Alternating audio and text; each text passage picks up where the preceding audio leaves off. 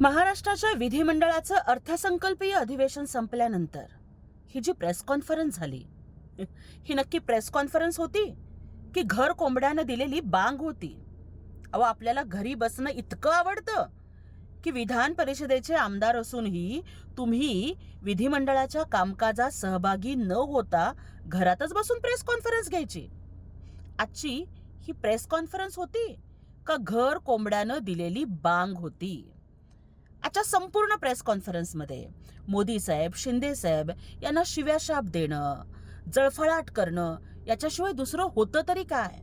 आणि म्हणून तुम्हाला एवढंच सांगायचंय कि बदनामी करने का हक है तुम्हें, बदनामी करने का हक है तुम्हें, क्योंकि बराबरी करने की औकात नहीं है तुम्हारी. उद्धवजी, तुमचा प्रवास कॅमेरापासून सुरू झाला आणि तो आज कामरापर्यंत येऊन संपला.